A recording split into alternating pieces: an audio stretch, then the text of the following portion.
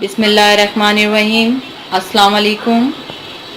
आज हम बनाने जा रहे हैं बीफ शामी कबाब। बीफ शामी कबाब में किन किन चीज़ों की ज़रूरत होगी आप नोट कर लें। सबसे पहले मैंने बोनलेस बीफ लिया है। 2.5 केजी मेरा बीफ है। 2.5 किलो मैंने बीफ लिया है और इसकी बिल्कुल छोटी छोटी बोटियां बना ली हैं। 10 से 15 अदद गोल साबुत लाल मिर्च, finally chop medium size 2 onion, बिल्कुल बारीक चॉप हुई हुई 2 अदद प्याज, हाफ बंच कोरिएंडर लीव्स, आधी गड्डी हरा धनिया लेके इसको भी हम फाइनली चॉप कर लेंगे। 10 से 12 अदद लहसुन के जबे, 10 to 12 garlic cloves, 1 medium small size onion cut in rough, 1 अदद मीडियम साइज की प्याज लेके उसको इस तरह से रफली स्लाइस में काट लें। 1 अदद अदरक का टुकड़ा, 1 slice of ginger, 5 to 6 green chillies, 5 से 6 अदद हरी मिर्चें, इसको भी हम 3 से 4 अदद को फाइनली चॉप कर लेंगे। 2 अदद एग, 2 अदद अंडे, नमक हस्बे ज़रूरत, salt as per required, coriander seeds 2 tablespoon, सूखा हुआ धनिया 2 टेबल स्पून साबुत धनिया। ये हमने कुछ मिक्स गरम मसाले लिए हैं जिसके अंदर 3 अदद बड़ी इलायची, 2 से 3 अदद स्मॉल साइज में दालचीनी के टुकड़े, 10 से 12 लौंग, 10 से 12 काली मिर्च, black pepper, cloves, cinnamon sticks, बड़ी इलायची, क्यूमिन सीड्स 1.5 टेबल स्पून, सफ़ेद ज़ीरा 1 tablespoon, yogurt 4-5 tablespoon. इसको मैंने इसका पानी ड्रेन कर दिया है। दही का पानी इसको आप किसी छन्नी में डाल के इसके पानी को ड्रेन कर दीजिए। चिकपीस चने की दाल मैंने 2 कप लेके उसको अच्छी तरह से साफ़ करके वॉश करके भिगो दिया है। पानी हस्बे ज़रूरत, वैसे मैं 3 लीटर पानी यूज़ कर रही हूँ लेकिन आप अपने हिसाब से यूज़ कर लें। अब हम इसकी कुकिंग की तरफ चलते हैं। आप चाहें तो इसको प्रेशर कुकर में भी कर सकते हैं अगर जल्दी है, नहीं तो आप नॉर्मल अपने पैन में डाल के इसको गलने के लिए छोड़ देंगे। हाँ, सबसे पहले आपने एक पैन ले लेना है, उसमें 3 लीटर पानी ऐड करना है। तमाम इसमें आप बीफ ऐड कर देंगे।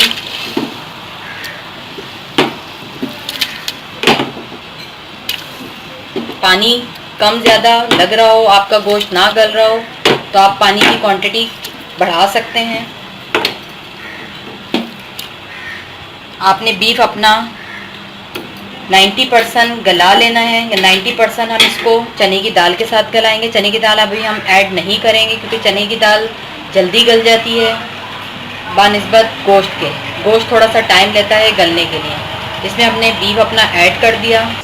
अब इसमें हम नमक ऐड कर देंगे, गोल साबुत लाल मिर्च, धनिया पाउडर, धनिया साबुत धनिया, साबुत ज़ीरा, तमाम ये जो हमने होल स्पाइसेस लिए हुए हैं, 3 ये ग्रीन चिलीज ऐड करके अब हम इसको ढककर गोश्त को गल जाने तक पकने देंगे।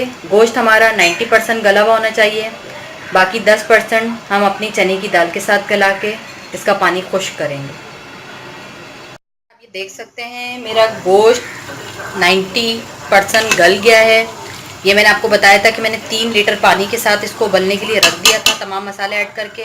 अभी भी इसमें पानी बाकी है और गोश्त 90% गला हुआ है। अब हम इस पोजीशन पर अपनी चने की दाल ऐड कर देंगे। अब हमने इसको इतना पकाना है कि चने की दाल भी गल जाए और ये तमाम पानी ड्राई हो जाए। तो इसके बाद हम इसको पीस लेंगे।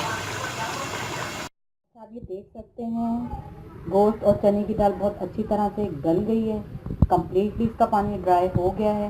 अब हम इसको 10 मिनट के लिए छोड़ देंगे ताकि ये ठंडा हो जाए। उसके बाद हम इसको चॉपर में पीस लेंगे। ये देख सकते हैं मैंने अपना मिक्सचर चॉपर में ऐड कर दिया। अब हम इसको पीस लेंगे। ये देख सकते हैं आप हमारा मिक्सचर बहुत अच्छी तरह से पिस गया है, ये देखें आप। और दूसरी आप ये एक रेशा सा देख रहे होंगे, ये रेशा इसीलिए हम बोटियों का इस्तेमाल करते हैं इसमें, जिससे ये एक रेशा सा आ जाता है कबाब में और ये बहुत मज़ेदार लगता है, जिससे हमारे कबाब बहुत ज़्यादा लजीज़ बनते हैं। अभी हम एक बाउल में निकाल लेंगे। इसी तरह हम बाकी अपना तमाम मिक्सचर पीस लेंगे। ये आप देख सकते हैं मैंने अपना तमाम मिक्सचर कबाब का पीस लिया है। अब हम आगे चलते हैं, इसमें अपने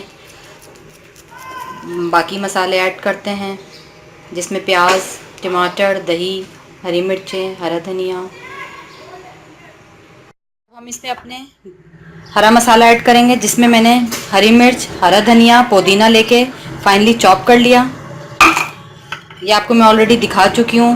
फाइनली चॉप 2 मीडियम साइज़ की लेके वो ऐड कर देंगे।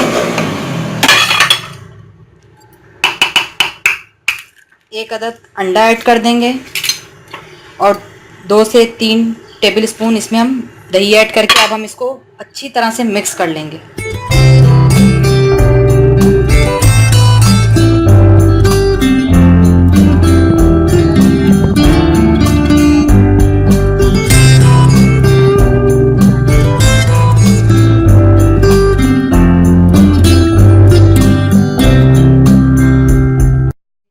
हमने इस तरह से इसको गोल शेप में कबाब की शक्ल देकर टिकिया बना ली हैं। अब हम इसको फ्राई करेंगे। आपने 1 अंडा लेके फेंट लेना है। अब आप एक पैन लेंगे, पैन में थोड़ा सा ऑयल ऐड कर देंगे। इसको अंडे में इस तरह से ऊपर नीचे पलट के डिप करके फ्राई कर लेना है सारे कबाब। साइड फ्राई हो जाएगी, 5 से 7 मिनट बाद आप उसको पलट के इस तरह से दूसरी साइड को भी अच्छी तरह से फ्राई कर लेंगे। हल्के गोल्डन कलर में आ जाएंगे तो हम इसको डिश आउट कर देंगे।